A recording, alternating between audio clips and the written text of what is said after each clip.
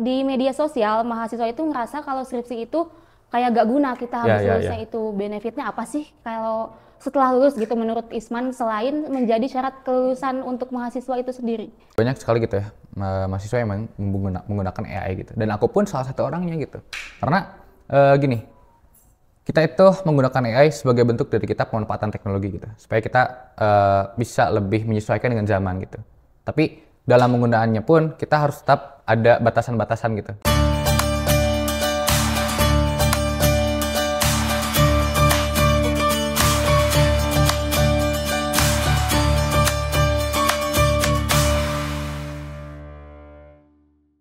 Assalamualaikum warahmatullahi wabarakatuh. Halo Iwan Mandala, perkenalkan aku Najma. Aku yang akan membersamai kalian di podcast SMS kali ini atau podcast strategi menyusun skripsi. Nah, di sini aku gak sendiri, tapi aku ditemani sama narasumber kita yaitu Isman. Halo Isman. Halo Najma, apa kabarnya Najma? Aku baik. Kalau Isman gimana kabarnya? Ya alhamdulillah sekarang lagi sibuk-sibuknya gitu ya, karena kan kita mahasiswa akhir gitu. Saya juga lagi garap skripsi dan juga saya juga aktif di organisasi gitu. Jadi ya harus balancing lah gitu. Wah, pasti sibuk banget sih. Iya. Pasti. Aku juga sibuk sih, tapi aku belum menyusun skripsi. Kayaknya pasti kamu lebih berat daripada aku.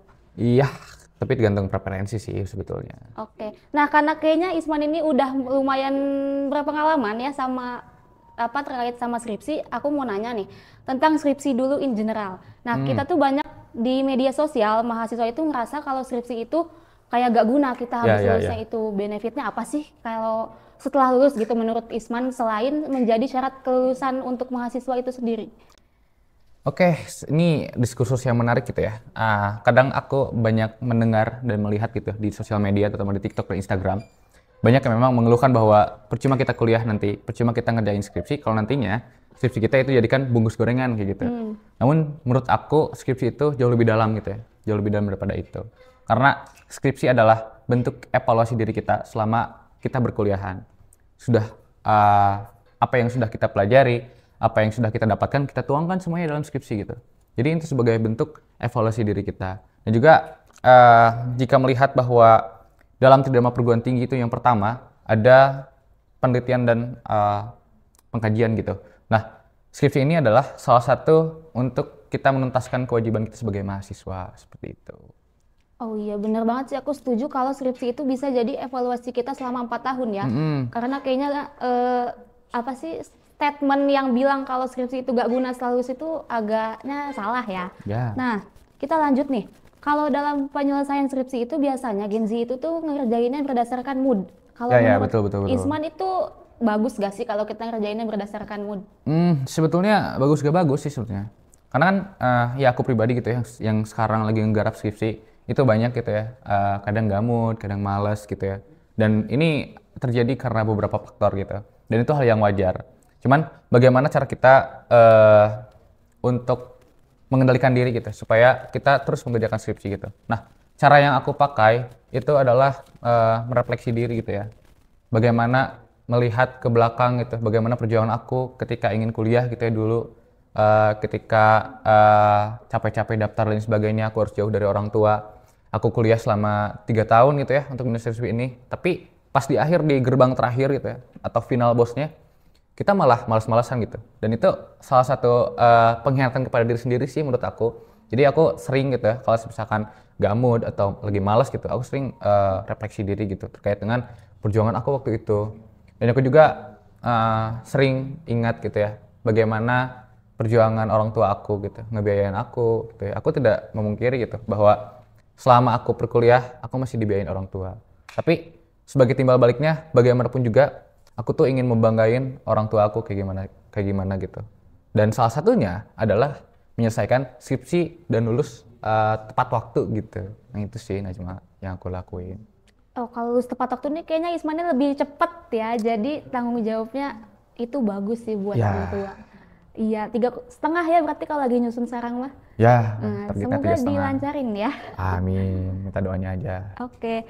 Nah, kalau untuk tips and trick ngerjain skripsi itu gimana ya? Biar kita lulusnya tuh tepat waktu atau mungkin bisa lebih cepat gitu kayak Isman. Sebetulnya karena kebanyakan mahasiswa itu, terutama mahasiswa akhir gitu ya, kita terkadang sudah menemukan passion pribadi gitu. Ada yang aktif di organisasi, ada yang aktif di UKM, ada yang aktif di komunitas, bahkan mereka itu udah ada yang kerja gitu. Dan itu sangat-sangat struggle gitu untuk kita manajemen waktunya gitu. Nah cuman yang aku terapin sekarang gitu, aku tuh nentuin yang namanya itu skala prioritas gitu. Dimana aku selalu memprioritaskan terkait dengan masalah skripsi dibanding organisasi gitu. Karena ya balik lagi tadi, bahwa skripsi adalah kewajiban aku sebagai mahasiswa. Dan itu salah satu bentuk tanggung jawab aku kepada orang tua gitu. Maka aku suka susun nih jadwal ngerjain skripsi itu kapan aja. Nah aku biasanya ngerjain skripsi itu di hari Kamis dan hari Jumat gitu. Aku sebisa mungkin di sana ngerjain gitu ya, ngereyeh lah kalau bahasa Sundanya mah gitu, atau nyicil gitu. Nah dan weekendnya aku luangin itu untuk organisasi biasanya gitu. Jadi di hari Kamis dan Jumat itu aku semuanya aku curahkan gitu untuk ngerjain skripsi kayak gitu, supaya ya tadi menyelesaikan skripsi sesuai dengan target kayak gitu sih. Jadi yang aku tangkap ini Isman ini manajemen waktunya pakai time blocking ya, kayak Time seminggu blocking. ini Kamis sama apa tadi Sabtu. sama Jumat. Oh sama Jumat ya, Ya. Kamis Jumat kamu buat skripsi, Sabtu Minggunya buat organisasi. Nah Senin sampai Rabunya berarti kuliah. Ya bisa Sampai kuliah, bisa istirahat Kamis gitu. lah ya. Ya itu bisa lah untuk bersenang-senang lah gitu, Ya. hibur diri kayak gitu. Ya itu manajemen yang bagus ya, buat time manajemen waktu yang bagus. Tapi biasanya kalau suka rusak gak kayak gak mood lah gitu. Ya sering lah itu, dan ya wajar lah gitu ya menurut aku. Ya cuman tadi bagaimana caranya kita mengendalikan diri kita, mengendalikan emosi kita kayak gitu sih. Ya tetap balik lagi lah ya, kayak tetap ingat tanggung jawab gitu. Ya. Nah lanjut nih terkait motivasi lagi. Wih, gimana Iya, nih? terkait motivasi lagi. Kalau misalnya tadi kan kalau kita biar mood itu harus berdasarkan motivasi ya. Nah tapi kalau kita lagi gak termotivasi nih kamu gimana tuh, kayak terkait support system lah, atau kita bisa dibilang dari eksternal atau internal itu kayak gimana menurut kamu? Ya aku sih jujur gitu ya, banyak hal yang dialamin gitu, malas, mood swing, wah banyak gitu ya. Cuman aku tuh ketika misalkan stuck gitu ya dalam ngerjain skripsi gitu, aku tuh suka minta doa gitu ke orang tua, Mi, Bah gitu, kayak gimana ini, aku harus kayak gimana gitu. Minta doanya supaya aku cepet-cepet dulu, supaya aku dipermudah gitu ya untuk dalam ngerjain skripsi. Nah selain orang tua juga, aku tuh bentuk kayak lingkungan atau circle gitu ya, bukan circle atau kelompok kerja lah gitu, yang memang dimana orang-orang itu memiliki tujuan yang sama, dan cuma apa tuh tujuannya gitu, ya tujuannya sama gitu, supaya selesai skripsi gitu. Nah kita di sana itu bisa sharing-sharing nih, wah misalkan ada masalah nih di bab 2 gak ngerti kayak gimana, ya kita bisa sharing gitu dengan teman-teman yang mungkin mereka lebih paham gitu. Dan itu pun menjadi salah satu bentuk pecutan gitu bagi diri aku, ketika teman-teman aku udah lanjut ke bab 3 sedangkan aku stuck di bab 2 gitu. Nah itu jadi salah satu pecutan, wah ini aku gak boleh kalah nih. Nah gitu. Jadi ada kompetitif yang memang sehat gitu di sana, kayak gitu sih. Oh ya bagus juga, motivasinya tuh secara gak langsung terpaksa ya, karena lihat teman-teman Ya, yang lebih duluan gitu. Gitulah. Iya bener banget, aku setuju sih. Nah kita mulai topik tentang isi skripsinya nih. Kalau isi skripsinya secara singkat bisa dijelasin gak Isman? Singkatnya nanti kayak gini. Cuman ya mungkin nanti Ikhwan Mandala bisa cek lebih lanjut gitu ya. Dan ada juga mata kuliahnya metode penelitian. Cuman secara singkatnya kayak gini. Di bab 1 itu membahas terkait dengan pendahuluan gitu ya. Dimana di dalamnya itu ada latar belakang penelitian, ada manfaat penelitian, ada tujuan penelitian. Dan memang di latar belakang ini itu tuh harus benar-benar konkret gitu. Untuk nantinya ada relevansi atau kita judul skripsi kita itu mau mengarah kemana gitu. Nah ini sangat-sangat harus diperhatikan gitu ya di bab 1 ini. Terus lanjut itu di bab kedua gitu, ada yang namanya itu tinjauan pustaka gitu. Dimana tinjauan ini tuh berisi terkait dengan teori-teori yang memang relevan dengan judul kita gitu ya. Sehingga nantinya itu akan memudahkan kita untuk menyusun nanti di hasil dan pembahasan di bab keempat. Nah selanjutnya itu ada bab 3. Nah di bab 3 ini nih yang memang agak lumayan terbebani gitu ya. Karena membahas terkait dengan metode penelitian gitu. Karena aku memandang bahwa ketika dalam mengerjakan skripsi itu tuh harus ada metode yang benar-benar konkret gitu dan benar-benar sesuai atau relevan dengan judul yang kita ambil. Supaya nantinya data yang kita ambil atau data yang kita cari itu mencapai validitas yang memang benar-benar bisa dipercaya gitu ya. Nah, ini nih yang kadang sangat sulit untuk menemukan metode penelitian yang relevan. Nah yang bab selanjutnya itu ada bab 4, itu ngebahas masalah hasil pembahasan gitu ya. Yaitulah kayak makalah-makalah gitu ya. Kita di sana ngejelasin terkait dengan hasil dari lapangan gitu ya, maupun itu kualitatif maupun kuantitatif, hasil dari riset kita itu dituangin di sana, dan terakhir adalah adanya penutup gitu, kayak kesimpulan gitu ya di sana, kayak gitu sih. Kalau udah bab Singkatnya. penutup pasti lega banget gak sih rasanya? Ya, lega Iya kan? lah. Nah, kalau untuk tadi tinjauan pustaka itu kan isi pembahasannya nggak sih dari buku-buku atau gimana? Ya, dari teori-teori yang ada gitu, sesuai dengan judul kita, misalkan judul kita terkait dengan manajemen ya, berarti kita harus mencari terkait dengan teori-teori yang relevan dengan manajemen gitu, supaya nantinya memperkuat argumentasi kita pada saat di hasil pembahasan gitu.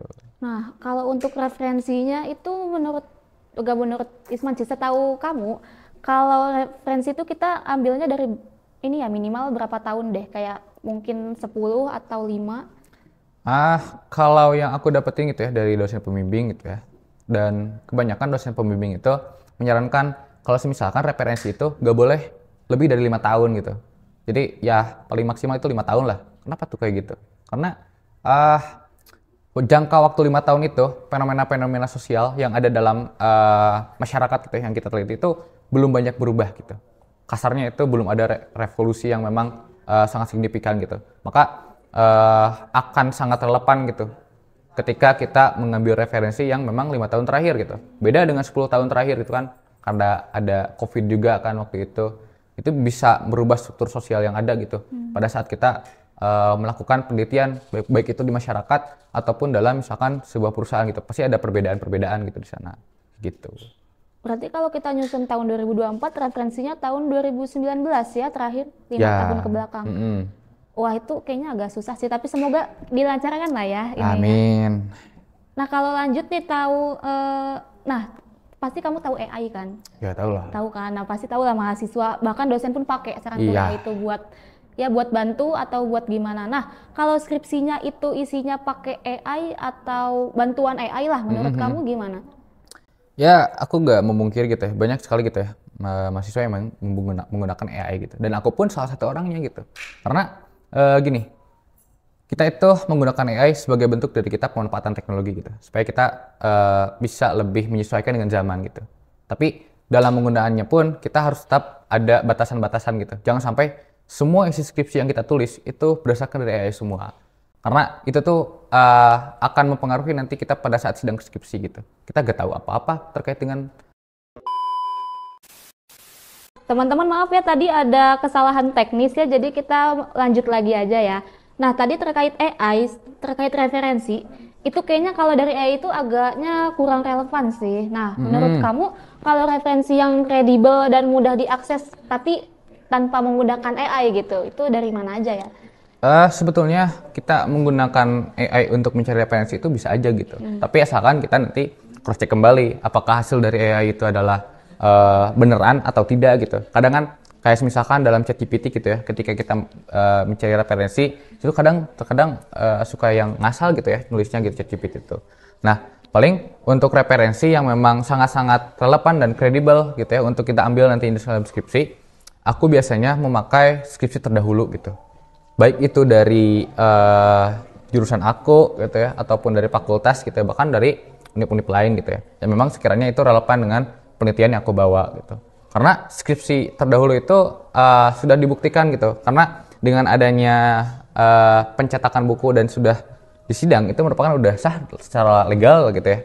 Nah, selain itu juga aku suka memakai referensi dari jurnal ilmiah gitu. Kadang kan kita ketika memakai ketika membaca skripsi itu wah sangat panjang gitu, bahkan sampai ratusan halaman dan sebagainya. Tapi ketika kita melihat jurnal ilmiah itu tuh lebih singkat gitu. Dan bahkan hanya 20-30 halaman. Nah, jadi gimana tuh Man kalau referensinya kan tadi kan bilang dari skripsi, dari jurnal, tapi kan itu panjang-panjang ya. Nah, kamu sendiri diringkasinnya tuh gimana? Kan kayaknya kalau baca semua kayaknya agak gak mungkin deh. Ya, mungkin emang, aja sih sebenarnya. Ya, cuman kan ya aku tidak punya energi untuk membaca itu semua gitu ya. Kadang aku ketika melihat skripsi ataupun dari jurnal, itu kan biasanya di halaman pertama atau di awal-awal itu ada abstrak gitu ya. Di abstrak itu kita bisa melihat nih, oh skripsi atau jurnal itu ngebahas apa gitu. Karena kan seperti yang kita ketahui bersama gitu, bahwa abstrak itu merupakan rangkuman dari isi skripsi atau jurnal ilmiah yang ada gitu. Jadi di sana termuat gitu, banyak gitu ya di sana kayak misalkan di sini apa dan sebagainya. Jadi ketika misalkan kita atau jurnal ilmiah itu tidak relevan, ya udah kita cari yang lain gitu. Nah, lihatnya dari abstrak itu. Nah, kayak gitu yang aku suka pakai gitu. Selain itu juga aku juga pakai buku sih. Cuman ya karena keterbatasan kayak banyak gitu ya buku-buku yang Iya, memang banyak. gak dipublish ke ebook gitu ya, dan sulit nyarinya dan kita harus beli gitu ya. Nah, cuman aku ya kadang ada sih kayak minjam di perpustakaan gitu, perpustakaan universitas, perpustakaan daerah gitu, untuk nanti aku tambah-tambah di referensi gitu supaya apa yang aku tulis gitu relevan dan kredibel kayak gitu. Kalau diringkasinnya pakai AI menurut kamu mungkin aja gak? Kayak valid aja gak sih? Kalau misalkan skripsi nih, terus habis itu kamu copy kan beberapa katanya, habis itu kamu masukin ke AI gitu. Tuh kalau kata kamu itu bakal valid gak ya buat isinya gitu? Ya itu tergantung sih menurut aku, karena kan ada beberapa AI yang memang asal-asalan gitu. Nah cuman saran dari aku sih kalau misalkan pengen AI ya pengen yang berbayar aja gitu, karena itu mempunyai apa ya kemampuan yang berbeda gitu. Ada fitur-fitur yang memang unik dan premium gitu ketika berbayar gitu. Jadi supaya itu ningkatin dari kredibilitas dan juga validitas dari data yang kita masukkan ke AI itu, kayak gitu sih. Jadi kayaknya lebih ini ya AI-nya yang berbayar gitu ya Ya, disarankan. kayak gitu. Oke. Wah, tapi kayaknya waktu kita udah habis nih, Man. Padahal Ya, lagi seru-serunya ini. iya, Heeh. aku masih banyak pengen diskusi sih, tapi udah habis waktunya. Heeh, Jadi, nggak apa-apa. aku ini ya terima kasih ya Isman udah berbagi insight sama kita dan materinya tuh sangat insightful banget teman-teman dan berguna banget tipsnya buat mahasiswa kayak aku, mahasiswa yang lain seperti Ikhwan Mandala mungkin yang akan menyusun skripsi atau gimana. Nah, semoga bermanfaat dan mohon maaf bila banyak kesalahan kata. Assalamualaikum warahmatullahi wabarakatuh. Waalaikumsalam warahmatullahi wabarakatuh.